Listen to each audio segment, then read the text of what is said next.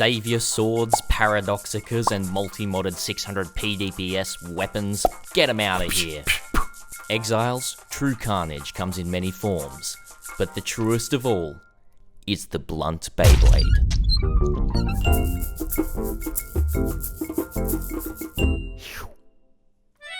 Welcome, it's your friendly neighbourhood badger here, and I am back with the manliest, most macho-tastic build on your Rayclastian journey.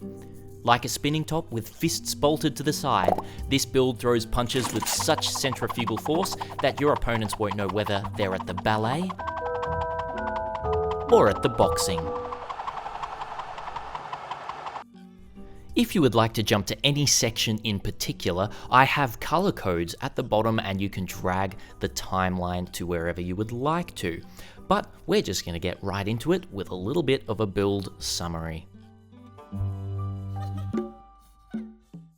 The blunt Beyblade relies on a few different mandatory uniques, all of which have a budget version as well as a more expensive option.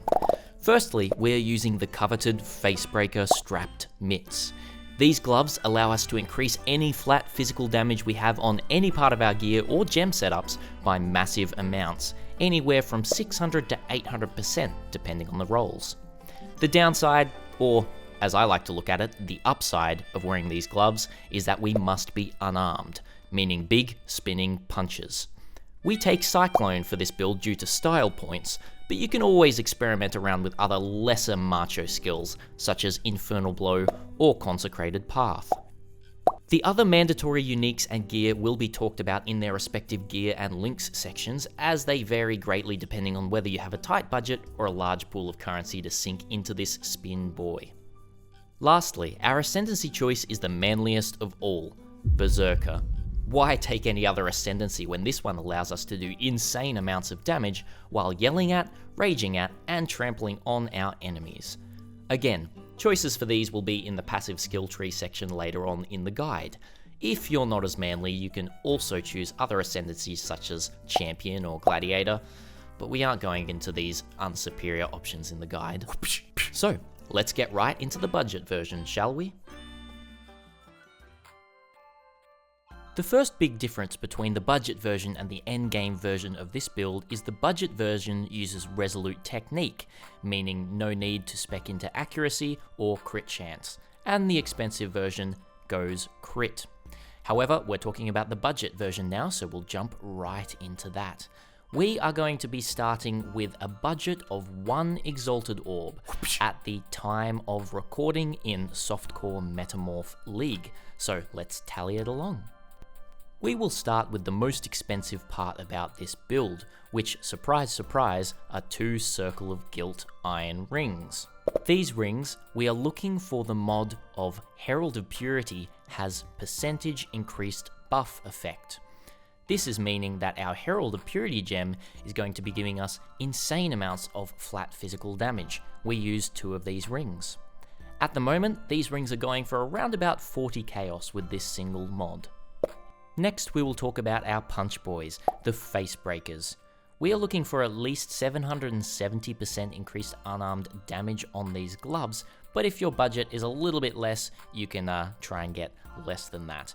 But for around 770, it's about 20 chaos. For the gem setup in these gloves, we are looking at socketing our auras, which includes Pride, Dread Banner, and Herald of Purity. The 4th slot is nice if you do have an Enlightened gem, but we will not include that in the pricing here. Next, the helmet. The helmet we want to be using is Dade Bellow, which is the fated version of Dade Bell. This helmet is giving us great flat physical damage, as well as Warcry buffs. These Warcry buffs, coupled with some Warcry nodes on the tree, as well as the Warcry points in our Ascendancy, we are going to be getting insane attack speed, move speed, and damage with Warcries. In this helmet, we can put our cast when damage taken setup. We will be using a level 1 cast when damage taken, linked with Immortal Call level 3 and Blood Rage level 7. We will then also link an increased duration onto this to make both the Blood Rage and Immortal Call last for longer. If you are to buy the Dade Bellow helmet, it will cost you around 10 chaos. However, to save a lot of currency, you can just buy the Daedbell helmet and also the Dying Cry Prophecy. Proc the Prophecy yourself, and voila, you've just saved 8 chaos. Now that brings us to our chest piece, which we have our main skill setup linked in. For a 5 link, you can easily get a Carcass Jack Varnished Coat, which is going to be giving you good resistances, great life, and some area of effect and area damage. It's amazing for Cyclone. This will only cost you 15 chaos for a 5 link. If you have more money, feel free to go for that 6 link. The links we will be socketing into Cyclone are as follows. Obviously, the Cyclone gem itself, Brutality, Melee physical damage, Impale, and Infused Channeling. If you do have a 6 link, Maim is a great link for this. Other choices can be Fortify for more defenses or Pulverize for more area. The shield we will choose to use is the best in slot shield for any sort of Facebreaker build, in my opinion. This is the Great Old One's Ward. Now this shield is giving us good life, attack speed, and great flat physical damage, which, as we all know by now, is amazing for Facebreakers. In this shield, we are linking our shield charge, faster attacks, and a Fortify gem. If you do have Fortify in your links on your Cyclone, you can switch that Fortify gem with a Culling Strike gem. Great Old One's Ward is only going to run you 1 chaos. For the amulet, we will use Duresso's Salute. This is going to give us great area, meaning that we can clear much faster. It's also got some good res on there. This amulet will run you a mere 2 chaos. As you can probably tell right now, we don't have many slots for rares, meaning capping our reses is pretty important with these last 2 slots. For the boots, you are just looking for some good move speed, some good life, and lots of resistances. These can run you anywhere from 5 to 15 chaos, but don't be afraid to splurge on rares. In these boots, we will be linking lots of damage, so we'll have our Warcry skill, which for clear we will use Abyssal Cry. We then have Blood and Sand, and we also have Berserk, or Going Berserk. Then lastly, an Ancestral Protector to put down and give us much more attack speed. And lastly, the Belt. The Belt is also going to be great for getting lots of life and lots of resistances. Search for as much resistances as you can within your budget, but again, I'm going to put 10 chaos here, more than enough to get yourself going. We also have a few jewel sockets on the tree, so you can look for jewels that just give you any of the following stats: life, resistances if you do need to cap, and any sort of attack speed or physical damage. Let's say that we'll get 4 of these at a very generous 5 chaos each. Perfect, still 15 chaos to buy whatever we want. Congratulations, Exile. The budget version and endgame version of these builds, although quite similar in their playstyle, the items do differ quite a bit. Let's just say they're much more expensive for a lot more damage. I thought it would be easier if I went through my gear that I have on my level 92 character of this build, which I have invested many exalts into. First of all, you will notice that I am using an Abyssus. Abyssus gives me much more physical damage to attacks, and because with this character we are now going crit, the melee critical strike multiplier is very impressive. However, there is a downside of the increased physical damage taken, so if you still want to keep using a Daedbellow, it's still a great idea. Next, my chest piece. My chest piece is one I crafted myself, both with the Killed Enemies Explode mod and the Attack Critical Strike Chance mod as well. I managed to get some great life and good lightning res on this chest myself. The Circle of Guilt rings are the same with an extra added mod, which is the increased physical damage while affected by Herald of Purity. Now, these rings go from, as I said before, about 40 chaos. With the second mod, they go up to around about 8 to 10 Exalted Orbs each. So this is a hefty investment. We then use Rigwald's Curse. Rigwald's Curse is extremely important for this version because it allows us to crit with our Facebreakers. This is a very good amulet. We then move on to Again, the great old one's ward, nothing changes here on this build. Our face breakers are a perfect 800% and we corrupted these ourselves with level 12 Enfeeble on hit. I was hoping for vulnerability on hit, however we did not get that, but Enfeeble's good because it keeps us alive a bit more. We then have plus level to socketed aura gems, which really helps with our Pride and Dread banner. Our belt is an amazing belt that we crafted ourselves and we have had for a very long time, so basically just lots of life, lots of resistances. There is a little bit of a better belt that we can use here to just cap the rest of our reses, but I've got this one on at the moment. And lastly, we have an amazing pair of boots, giving us critical strike elusive and tailwind on a critical strike as well. Add a little bit of move speed, dodging attack hits, it's got it all, some life there as well. We are then using a bottled faith flask, a lion's roar flask, and a diamond flask of staunching. All of these items combined with the different passive tree, which I will show you both versions of the passive tree in a moment, create a very, very strong crit facebreaker build. The blunt Beyblade has never been sharper. One thing to keep in mind with this build if you're going the crit version is you will need a lot of accuracy. However, you can cheaply use the Lycosidae shield, which means that your hits cannot be evaded, meaning you don't need to spec into accuracy at all. However, if you can spec into accuracy, it's absolutely amazing because you can get more damage, and that's what I've opted for. And I've done this mainly through using jewels. On 3 different jewels, I've got at least 203 accuracy rating, or 200 pretty much. This one here, and this one down here. This is bringing me pretty close to 100% accuracy, coupled with a couple of nodes on the tree. But we're going to switch to the next area, and we're going to talk about the passive skill tree options. First the budget version, and then this version right here. Let's go over. Before I start talking about the passive skill trees, both of the path of building paste bins are in the description below if you'd like to go have a little look. First of all, I'll talk about the budget version, which is non-crit. Now, this is my crit version of the passive skill tree, but I will do my best to explain around that. For the non-crit version, you are wanting to take Resolute Technique, and you're wanting to spec out anything that is crit here. So these nodes here, these accuracy crit nodes, and some more crit nodes here. You want to spec out of all of this. We can then put these points into things like armor, and maybe another jewel slot up here.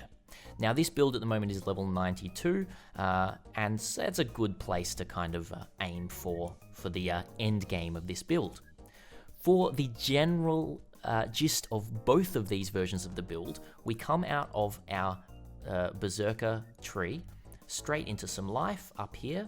We get lots of resistances through these shield nodes and normal other nodes here, coming down and getting these nodes here. Now Battle Cry is absolutely amazing for this build because it means our War Cries are used instantly. This means that we can keep on cycloning and use War Cry. If we don't have this node, we have to stop cycloning, use War Cry, and then start cycloning again. So this node is mandatory for the build. We then come more life and some melee weapon range, more life up here. Melee weapon range in the Brinkman's ship. We then have some impale nodes, more life over here, life and +1 to maximum elemental resistances here. Coming up here to some more impale nodes, armor, endurance charge, life, and then coming up further for another jewel socket and some more life. And obviously the big life wheel here. This is all absolutely amazing for the build. Now, ascendancies. As you can see here, my ascendancy is set up for the crit version, which is the very expensive version, meaning that we take Flawless Savagery. Flawless Savagery is amazing because it gives us 20 to 30 physical damage to attacks if we've dealt a critical strike recently. We also get critical strike chance and critical strike multiplier. However, if you are going for the budget version, you unspec out of these 2 nodes here and you go into Pain Reaver, meaning we get great attack damage, leeches life, and mana, and attack speed if you've been hit recently, as well as maximum total recovery per second, a very good node for survivability. If you want to live on the rough side of Rayclast, you can spec into Aspect of Carnage. This is giving you 40% more damage, but you do take 10% increased damage as well. so keep that in mind. It's not the best option. That is pretty much the skill tree options for everything here. As I said, paste bins below if you want to take a good in-depth dive on either of these versions of the builds, and all of the items and skill gem setups are all in there as well, so you can definitely see the damage that you can pull out as well as the survivability. Thank you very much for checking in with the passive skill tree. As some gameplay and boss killing plays out here, it's my time to say thank you so much for watching. I really appreciate the support from absolutely everyone who comes and watches my build guides or videos, and if you have any questions about anything, both for this build or anything else, feel free to post down in the comments, or you can come and catch me on my Twitch stream at twitch.tv/thisisbadgergaming. I'm more than happy to answer any questions you may have. Lastly, if you like what I'm doing, please hit the subscribe button because you'll get heaps of updates for any sort of builds I'm making and other build guides that are coming out. And if you want to be alerted for that, you can hit that little bell as well. I really, really appreciate it. I'm just going to let the gameplay talk for itself now, and thank you so much. Until next time, Badger out.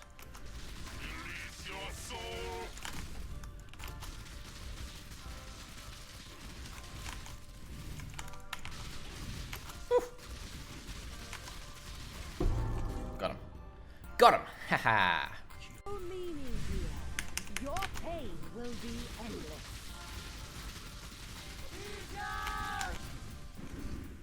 Load them!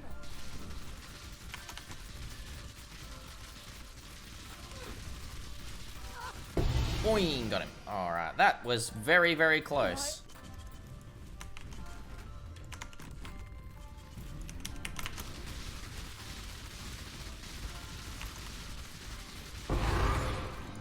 Easy. There we are. I really shouldn't be running Abyssus into this, but I am. Because we want mad damage, bro. We want mad damage. I may not remember. Father, no! Oh, we are 100% gonna get frozen in here. Putrefy, rot, 100%. spoil, and fester. Exile, do something!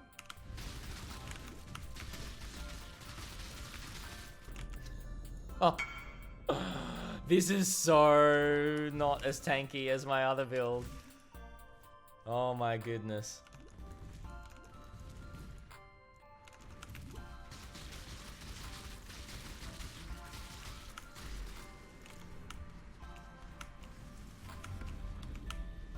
Damage is pretty good though.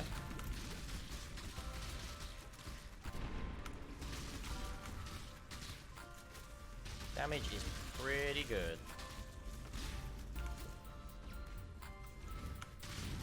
Oh shit, there's Shaper.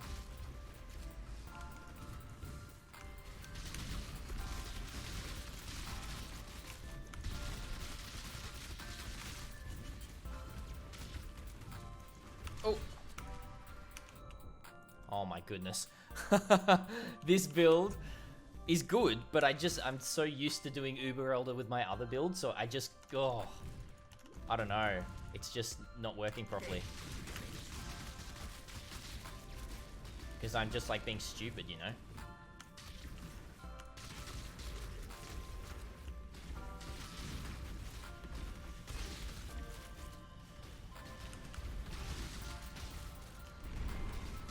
The damage is nuts? Yeah, the damage is really good. The damage is quite good. Oof. Oh. But I'm not good. But I'm not good, you know? I'm just not a skilled player after playing that build. Kinda sucks.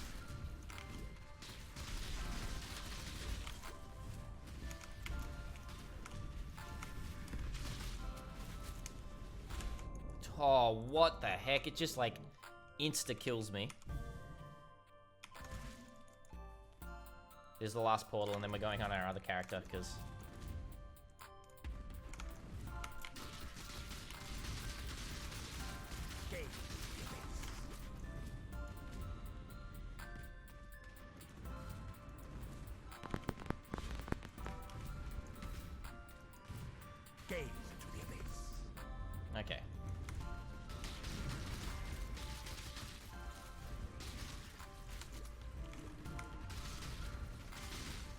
change the Herald of Purity. I will if I die again.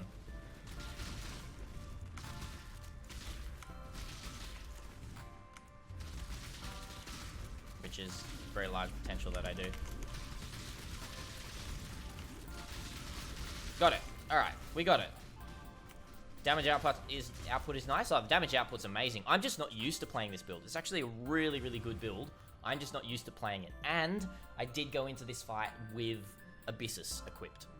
So, no jewel. No jewel and an opal ring. Oh well. If we got a jewel, we would have ID'd that. I've killed countless thousands.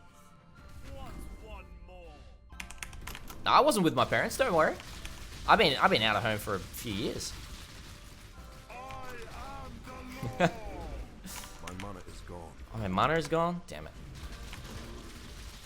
Homac remembers those 480p streams. I know, right? It's okay, I don't have to convince you. You know what? Living with your parents is actually a good move these days in 2020. Save heaps of money.